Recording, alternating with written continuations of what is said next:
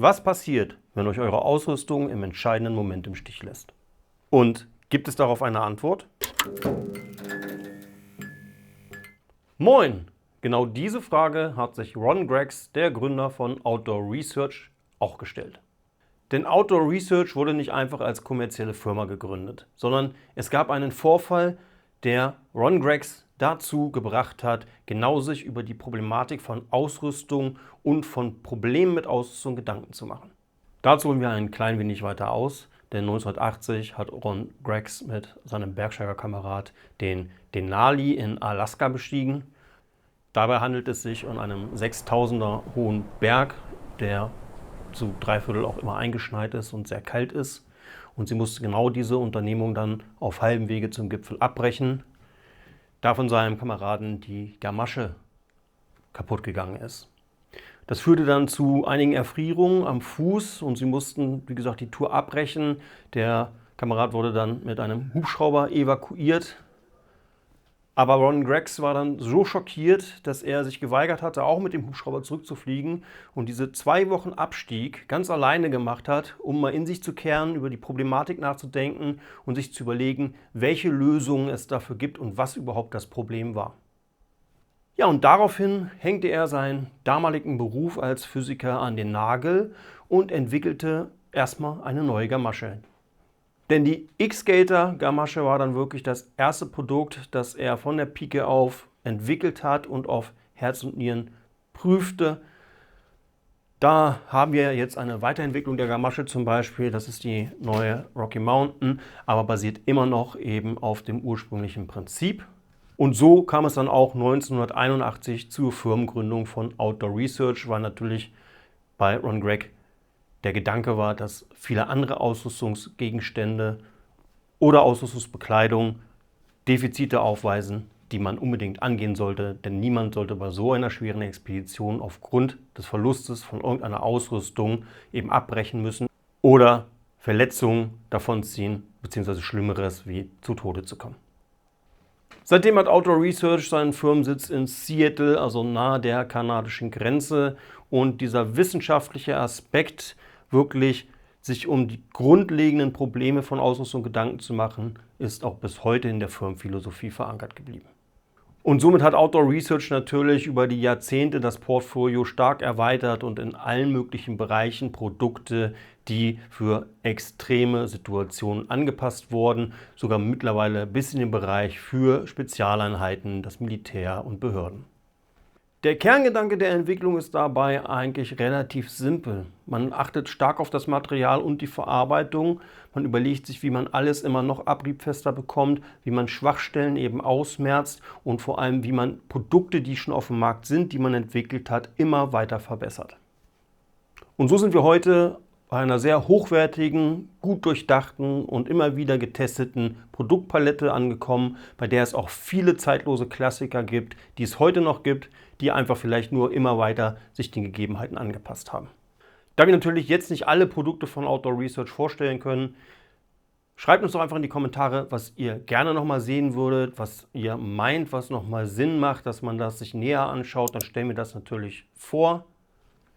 Und wir gucken uns heute einfach mal Regenbekleidung von Outdoor Research an, um mal ein Gefühl dafür zu bekommen, wo so die feinen Unterschiede liegen. Dazu haben wir hier einfach mal die Mountain Jacket und die dazugehörige Hose. Wie gesagt, Regenbekleidung, die sehr gut verarbeitet ist. Was wir natürlich schon alleine dadurch sehen, dass die Reißverschlüsse alle von außen nochmal doppelt abgedeckt sind. Und auch alle Innenbereiche wasserdicht laminiert sind. Hier sieht man gleich eine Besonderheit.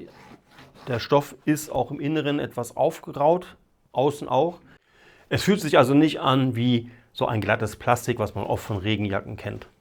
Wichtig dazu ist die eigenentwickelte Essential 3 Membran, die dafür sorgt, dass wir eine Wasserdichtigkeit haben, die dafür sorgt, dass wir mit einer 30.000er Wassersäule vor dem Eindringen von Feuchtigkeit geschützt sind.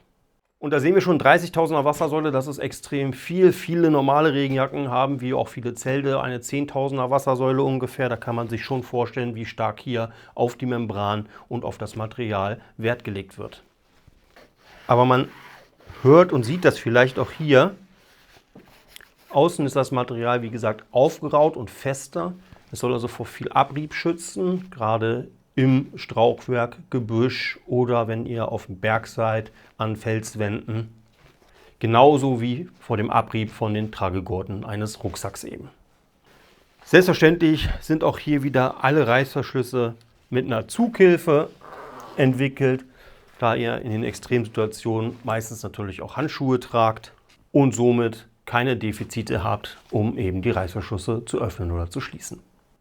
Denn natürlich gibt es hier auch ergänzt einen wasserdichten Überziehhandschuh von Outdoor Research und natürlich könnt ihr da wunderbar mit greifen. Der hat auch hier innen drin nochmal, genau wo die Fingerkuppen und die wichtigen Bereiche sind, eine Unterstützung, um mehr Grip für den Handschuh zu erzeugen.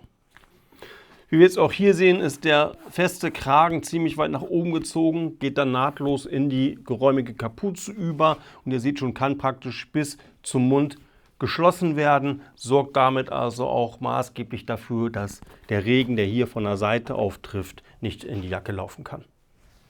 Die Kapuze hat hier einen Schirm mit einem innenliegenden Draht, der für Stabilität sorgt und natürlich ein bisschen geformt werden kann.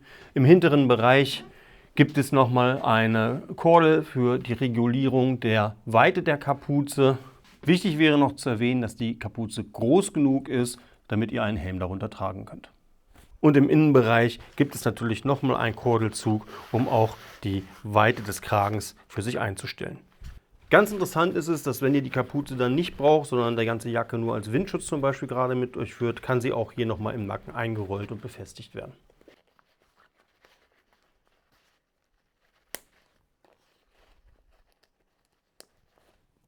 Selbstverständlich kann hier unter dem Zwei-Wege-Reißverschluss der Bund auch nochmal gesondert eingestellt werden, um ihn dann nachher enger zu machen. Dazu kann natürlich auch der Ärmelbund nochmal mittels Klett angepasst werden und diverse Taschen, hier zum Beispiel eine am rechten Unterarm, eine Einschubtasche nochmal am Oberarm, inklusive natürlich einer Klettfläche in diesem Fall, plus zwei seitlichen Napoleon-Einschubtaschen und zwei geräumigen Einschubtaschen im unteren Bereich. Hat die Jacke natürlich auch noch genug Möglichkeiten für Stauraum, um eure Ausrüstung eben unterzubringen. Gleichzeitig kann die Jacke hier unter den Achseln aufgezogen werden, um dann innen entstandene Feuchtigkeit abzuleiten und für eine unheimlich gute Belüftung zu sorgen. Schauen wir uns jetzt mal die passende Hose dazu an. Die Mountain Chaucer ist aus demselben robusten Material, das übrigens auf der Front auch mit Cordura unterstützt ist und natürlich die gleiche Membran besitzt wie die Jacke. Aber zu dem Material und den ganzen versiegelten Nähten sind noch bestimmte Kernfeatures bei der Hose. Und zwar ist sie am ganzen Taillen- und Hüftbereich verlängert, hat auch noch im vorderen Bereich eine Einschubtasche wie bei einer Bauchtasche, um vielleicht Kartenmaterial etc. unterzubringen. Auch im Rückenbereich an den Lenden ist sie verlängert. Das sorgt dafür, dass ihr nicht unnötig Dreck oder Schnee mit in die Hose bekommt. Zusätzlich hat sie elastische Hosenträger, was natürlich, wenn ihr in Extremsituationen seid, immer von Vorteil ist. Könnt aber natürlich auch noch mal eine Koppel oder einen Gürtel einziehen. Dafür sind die Gürtelschlaufen groß genug gemacht. Wichtig zu erwähnen sind auf jeden Fall die seitlich gesetzten Reißverschlüsse, die am ganzen Hosenbein entlang führen und dann auch mal oben noch mal geöffnet werden können. Damit könnt ihr die Hose jederzeit anziehen, auch wenn ihr Thermohosen oder andere Einsatzhosen darunter tragt. Das hat immer den Vorteil, ihr seid gerade im Einsatz oder bei einer extremen Situation, schlechten Wetterbedingungen, müsst nur schnell die Regenhose noch anziehen. Dann braucht ihr weder aus eurer anderen Hose heraus, noch müsst ihr die Stiefel ausziehen. Ihr macht die Reißverschlüsse auf, steigt einfach rein, zieht sie zu und habt eine wasserdichte Hose an. Sehr schön ist auch, dass jeweils am Bund oben und unten die Hose dann nochmal mit Druckknöpfen gesichert werden kann. Dann habt ihr praktisch die Hose schon an und habt dann Zeit, euch in Ruhe mit den Reißverschlüssen zu beschäftigen, was gerade in Extremsituationen extrem vorteilhaft ist.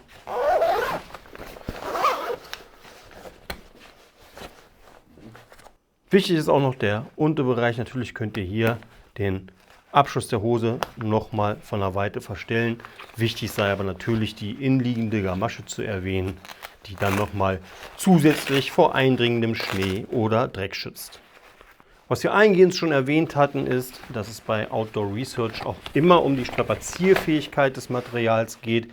Hier haben wir sehr robuste Innenflächen und Abschüsse bei der Hose, um natürlich Abrieb des Stoffes zu vermeiden, auch bei schweren Stiefeln oder Steigeisen, also geeignet, um euch da so lang wie möglich Schutz zu gewähren.